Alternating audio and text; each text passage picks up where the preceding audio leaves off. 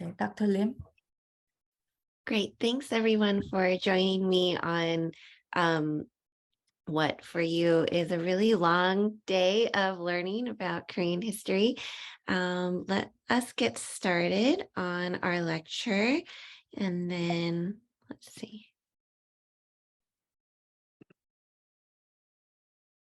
Thank you for the introduction. And just to quickly recap, I'm from Southern California. I did my MA and PhD at UCLA in the ALC department, and I'm currently living in Honolulu where I teach East Asian history and Asian American studies. And the goal of today's lecture is for you to travel through cultural and natural heritage sites with me while also tracing the historical timeline of Korea, and for you to get a quick introduction of Korea's geography and culture through the UNESCO World Heritage Sites. Just for you to get a quick sense of what the World Heritage properties are in the region. UNESCO, their mission is to recognize the property for universal value to humanity to be protected for future generations. There are 15 in South Korea, and then there's just a quick overview on this slide of how many there are around the world. In Korea itself, which is the focus of today's lecture, these are where the properties are throughout the peninsula. And there are so many that we're going to try to get through them really quickly for you today. The first are these dolmen sites, which are burial mounds or tombs constructed of large stone slabs or megaliths. They're believed to be the burial chambers of deceased worthies. These megaliths are especially prominent on the Korean peninsula, and we'll quickly look through some images for you to get a sense of what they look like. There are three main types of dolmens. The first is a tabletop style, mostly in the north. There's paduk table style, often in clusters, and stone-covered mounds, which are large stone slabs over a burial mound, often in clusters as well. And this is an illustration for you to get a sense of the size and level of organization societies are required to have to construct such large megaliths. Dolmens can tell us a lot of important information about the archaeology of a prehistoric people, their social and political systems, beliefs and rituals, and about their arts and ceremonies. It also tells us a lot about how stones were quarried, transported, raised, and how the dolmen types changed over time throughout Northeast Asia. This is an image of the Gyeongju dolmen site. There are over 440 different dolmens. This is the largest and most diversified group. The Hwasun dolmen site has over 500 dolmens. The quarry has also been identified. And then the third, the Ganghwa dolmen site, here you can get a sense of what it looks like today.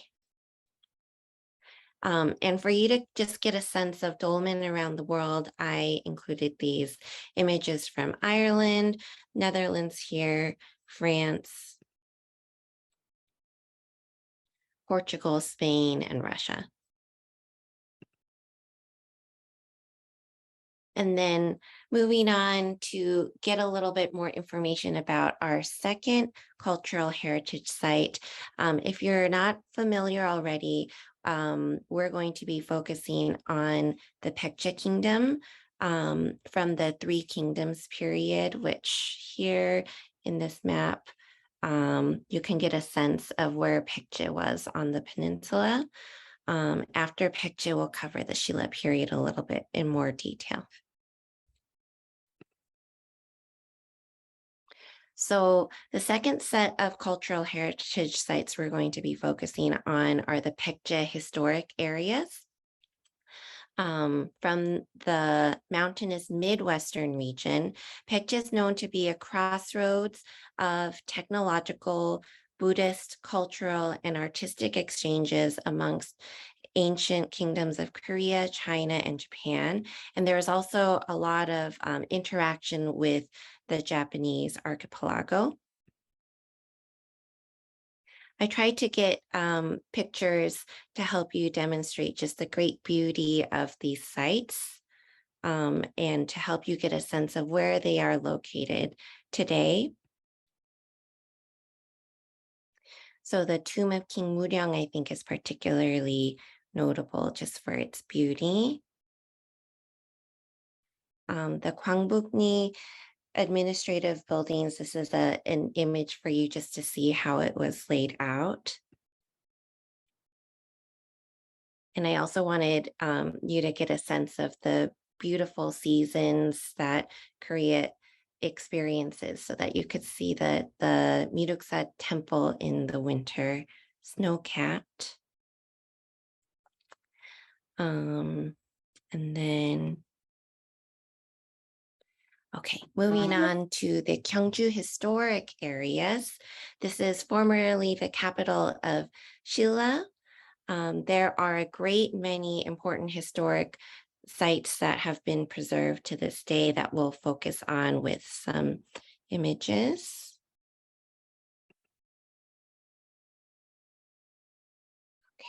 And then, so the Shilla kingdom was the longest lasting of the three kingdoms.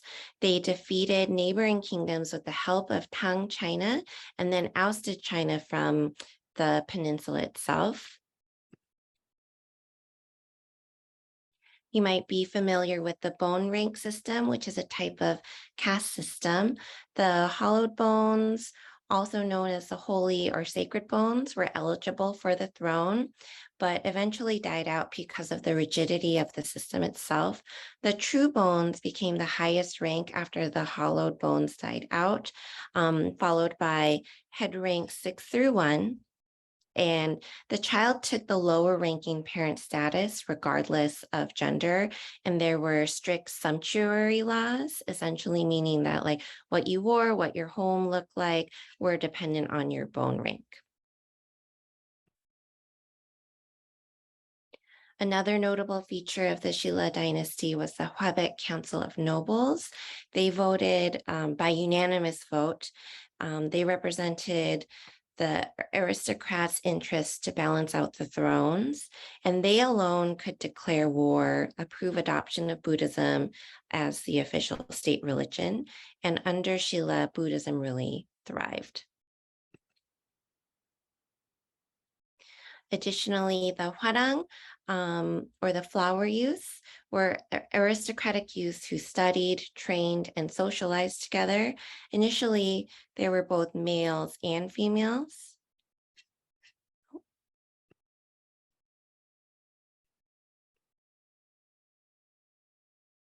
Queen Sundok was a monarch in her own right. She succeeded her father, who was the last of the male hollowed bones, and she's considered instrumental in laying out the foundation for the unification of Shilla. She's known to have been very wise, and it's under her rule that Shilla really flourished culturally and technologically. And she was followed by Queen Chindok, her cousin. All right. Now, to have a little bit more focus on the Shilla historic sites, here's an image of Mount Namsan Belt, which has a great deal of temples and pagodas and statues. And along the Wolsung Belt, there are palace ruins, this beautiful pond on palace grounds, and this important observatory that remains to this day. And the royal tomb sites here. I wanted you to be able to get a sense of how large these royal tombs are. So I tried to find you pictures of the cityscape and people, just for you to get a sense how majestically large these structures are. Unfortunately, this temple doesn't exist anymore. It was fully made out of wood, so it didn't stand the test of time, but here's a rendition of what we think it looks like. And here are some images of a fortress wall that was built throughout the Shilla period. Okay. Next, here are some important Buddhist sites. So the Sakuram Grotto and Bulguksa Temple in Gyeongju. They were built in the 8th century. So Bulguksa Temple was built in 774, and Sakuram Grotto was from the 8th century. You can see a statue of the Buddha looking to the sea with multiple deities in the background. So here for you, just a sense of the great cultural achievements of the period. And then here you can see the deities in the background.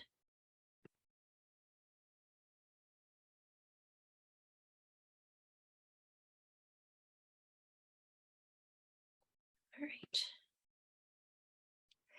And then we're doing okay on time, so we'll move on to the Sansa, or Buddhist mountain monasteries. So these are something that if you ever have the fortune of visiting Korea personally, you'll be able to visit these sites by climbing up some very steep steps, and it'll be worth the payoff for the views. So these mountain monasteries are typically organized by an open courtyard flanked by 4 buildings with a Buddha hall, pavilion, lecture hall, and dormitory, along with other structures. These temples that we're focusing on were established in the 7th and 9th centuries throughout the southern provinces. And then we'll look at images of the following temples below, just so that you can get a sense of what they look like around the country. But before that, I think it's important for you to get a sense of why these temples are so important. They demonstrate a spread of culture and trade. So aristocratic culture in Korea was based around classical Chinese, which was the shared written language throughout East Asia. And Buddhism was not just transmitted through Korea. Korean monks themselves were very active in producing and disseminating scholarship throughout the region of Asia.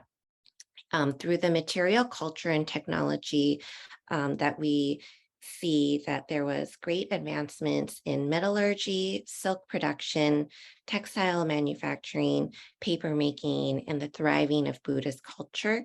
We can also see a development of extensive commercial trade networks through Chinese and Korean luxury goods, the exchange of Japanese silver, copper, timber, and swords.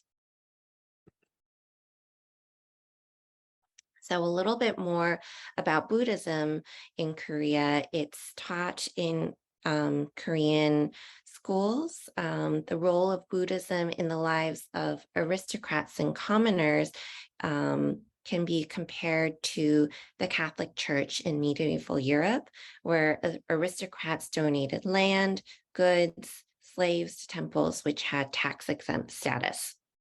Commoners, through Buddhism, could hope for a better reincarnation. The Koryo Tripitaka is an example of woodblock printing. It was the entirety of Korean Buddhist canon at the time, and it should be noted that Koreans contributed actively to Buddhism in East Asia. So here are some of the Sansa, the Dongdosa and the Buseoksa. And then here are some images of Bunjeongsa and Maguksa.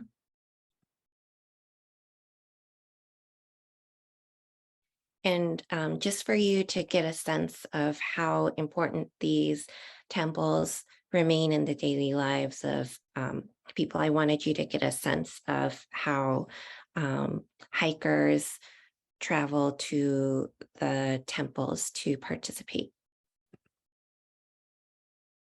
All right, next we have Hainsa Temple. Remember how I talked about the Tripitaka Koreana wood blocks a couple slides ago? That is a cultural heritage site as well. Mount Kaya in South Gyeongsang province was the head temple of the Choge order.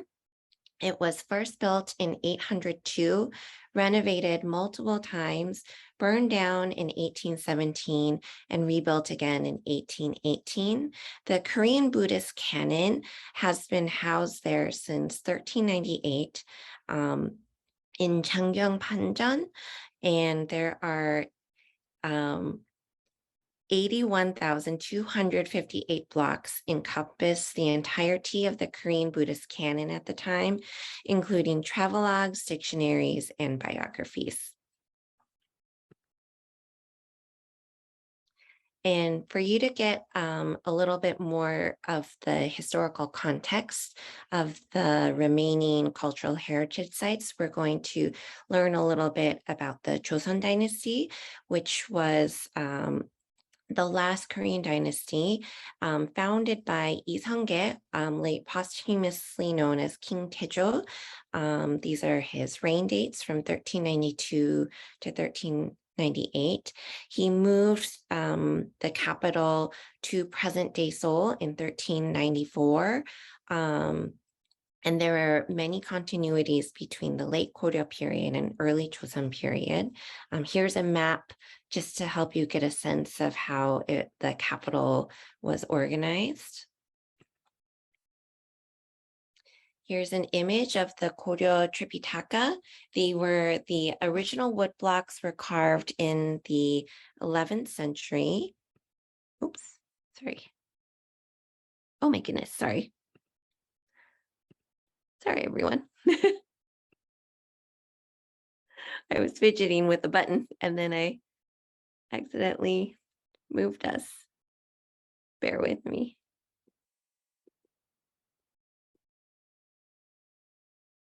Sorry, we zoomed through so much so quickly. What is okay, there we go. So the original wood blocks were carved in the 11th century, but destroyed during a period of Mongol invasions, and they were recarved in the 13th century. And the set is composed of 81,258 blocks. They're a great treasure. This is a map for you to just get a sense if you were to ever visit the area themselves. Next, the Chongmyo's shrine is located in present-day Seoul. It is a shrine that houses the spirit tablets of kings and queens of Joseon Dynasty. They were originally built in the late 14th century, but destroyed during Japanese invasions from 1592 to 1598. They were rebuilt in the early 17th century. The annual memorial ritual still is held at the shrine the first Sunday of each May. So here is a close-up picture of the shrine location of the, these are the different buildings. There is the main hall, the Hall of Eternal Peace, the wooden structure where the king went to contemplate his ancestors. There's a shrine to Goryeo that King Gongmin built by Joseon's founder, King Taejo, to further legitimize Joseon as a successor to Goryeo. There is a building that houses ritual utensils, and then there's the main hall where the king and others waited for rites to begin. And then here are a set of images of the rites being performed. just to give you a sense of what it looks like. Now we're going to spend a little bit of time looking at Changdeokgung Palace Complex. It was built in 1405 by King Taejong, the third monarch of Joseon, as a secondary palace. It burned down in the Imjin Wars of 1592, but it was rebuilt in 1610 and became later a primary royal residence. There are 3 gates and 3 courts: an administrative court, royal residential court, and official audience court. Wooden buildings on stone platforms, tiled roofs, and ornamental carvings is what you can see if you were ever to visit. There are also beautiful terrace gardens with lawns, flowering trees, flowers, pools, and pavilions. And there are more than 56,000 specimens of trees and plants at this palace complex. This is for you to get a sense of where the palace stands in the city itself. If you ever get the chance to visit Seoul, I highly recommend you visiting the gardens themselves. It's quite remarkable. Next, we're going to learn a little bit more about the royal tombs of the Joseon Dynasty. Let's see. So there are over 40 tombs in 18 different locations. They were built between 1408 and 1966 for the kings of Joseon. They remain sites of natural beauty backed by hills. They face the south toward water with mountains in the distance. The royal tombs have a ceremonial area and entrance. There are additional structures that include a T-shaped wooden shrine, shed containing a stele, royal kitchen and guardhouse, a red spiked gate, and tombkeeper's house. There are also stone sculptures of people and animals throughout the grounds. So here are some images of the burial sites.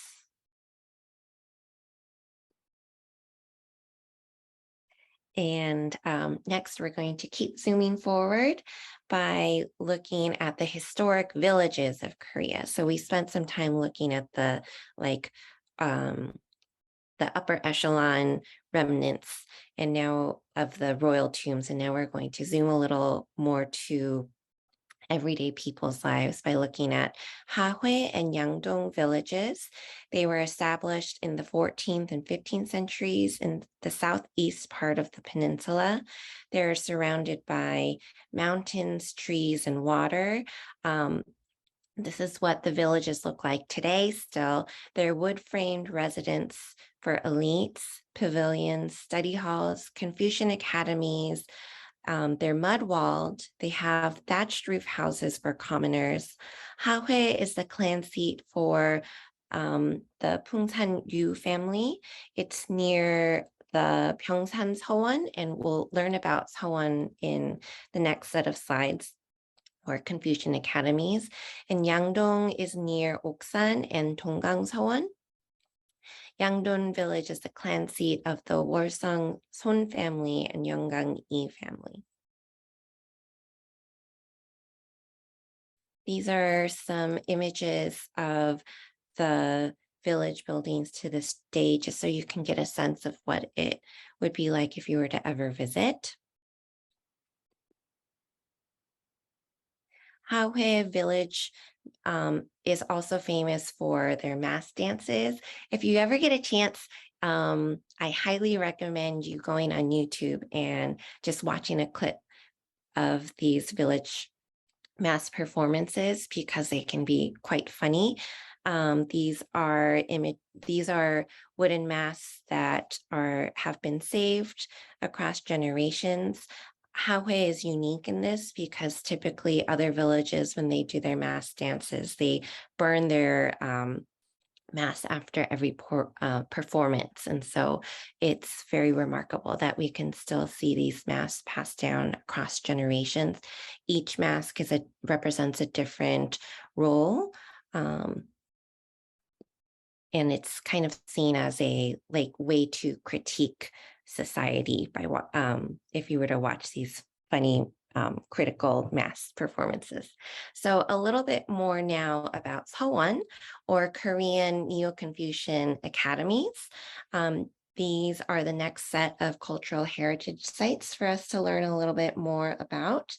There are 9 Seowon from 16th and 17th century Joseon that we're going to see images of.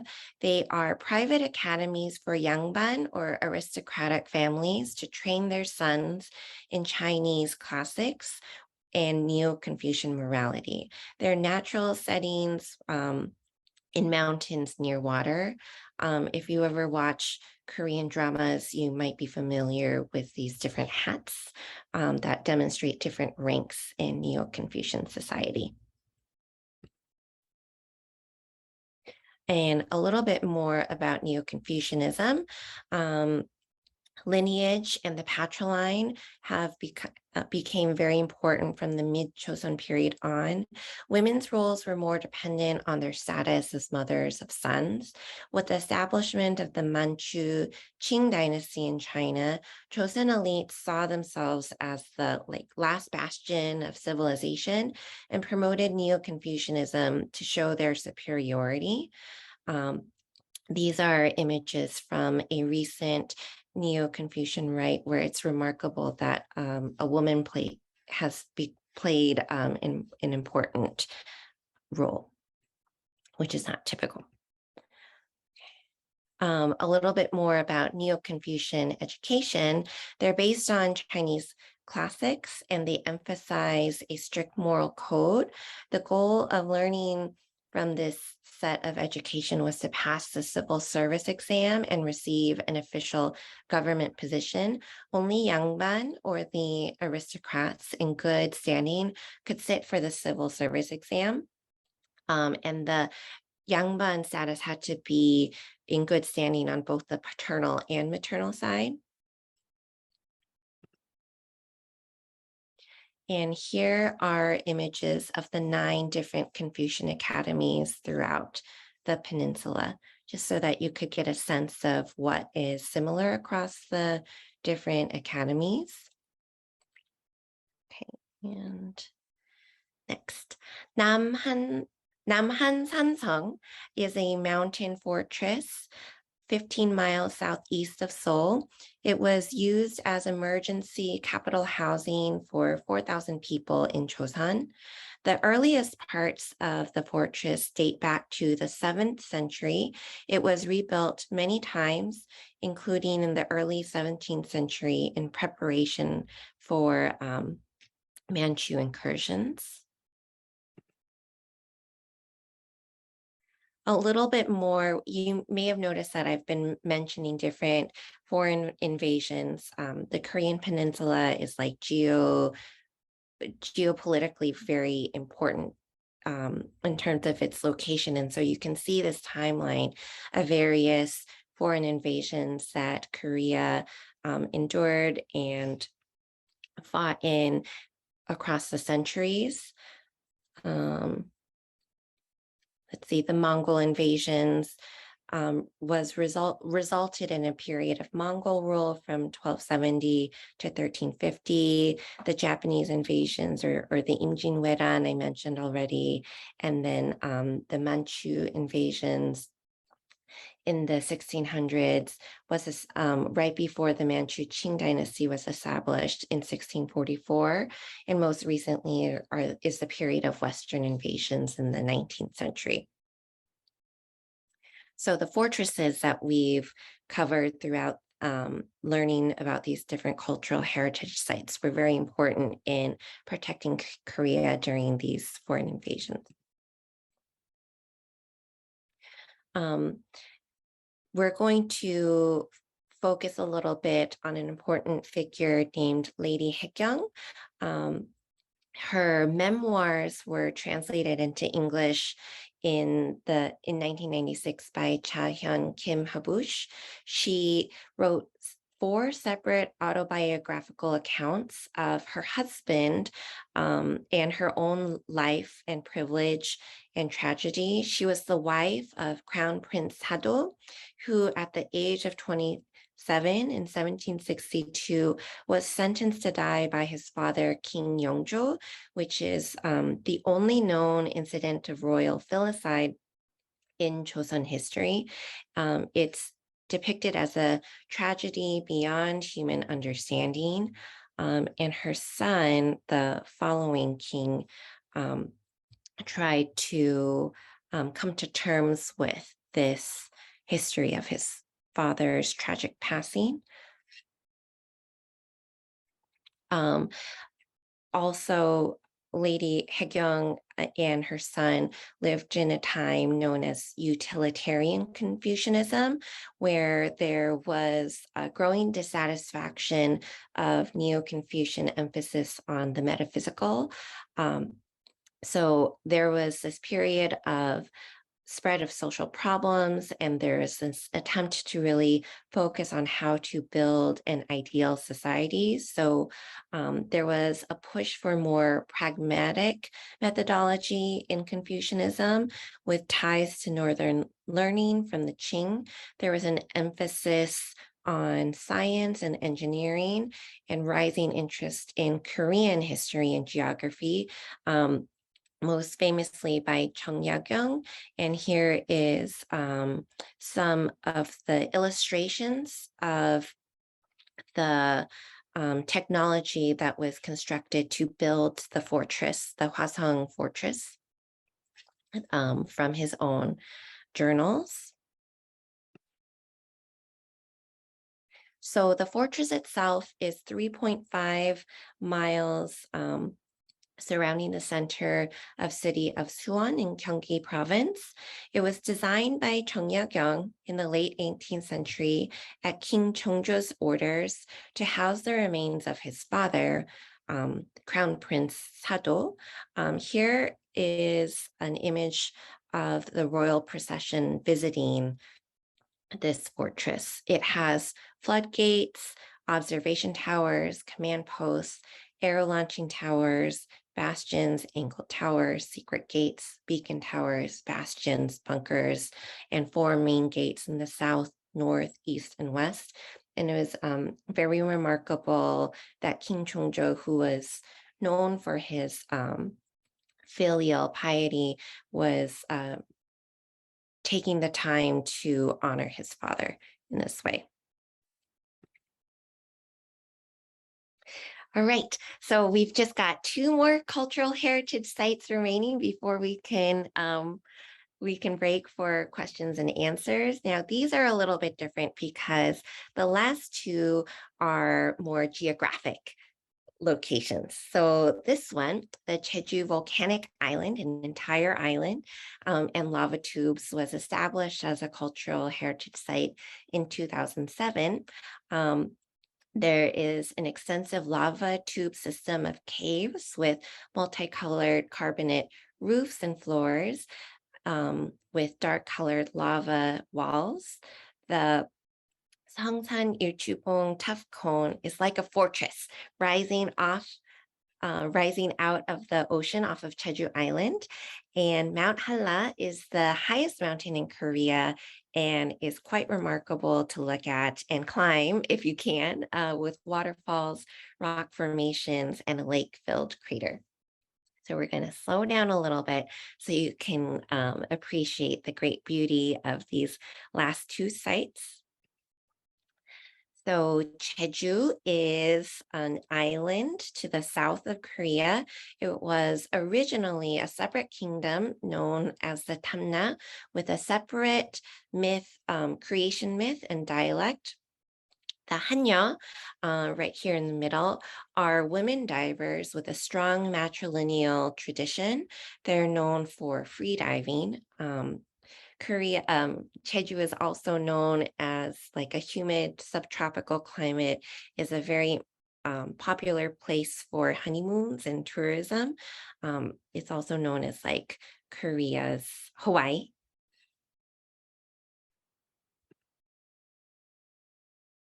You might be familiar, you might have heard about Jeju-do from the following like popular culture, um, K-pop type things. This novel, The Island of Sea Women, is about Hanya. Squid Game, if you watch that, these two characters talk about Jeju-do being this place that is like worthy of visiting. And then here's a popular Netflix show that takes place with Jeju-do in the background. Um, The lava tube system is quite extensive. I included this picture here in the bottom left for you just to get a sense of how large it would be if you were to ever visit. Um, very, very remarkable.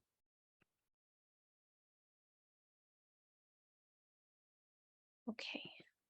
Oh, gotta move on to questions. So, okay, last site is these Korean tidal flats. They were established in 2021 as a cultural heritage site. There or natural heritage site along the southwest coast in South Jeolla province. There are one of each of four subtypes. There are 2,150 species of flora and fauna, including 22 rare species, 47 endemic, and 5 endangered marine species. Oh, running out of time. Okay, we'll zoom forward a little bit so you can look at the pictures. This is an image of the different types of terrains in the tidal flats, so you can get a sense of the rich biodiversity in these areas. And these are some of the amazing creatures that live throughout the different areas. Okay, it's 3:40, and thank you for visiting all these World Heritage sites with me throughout South Korea. And I think I'm gonna stop sharing.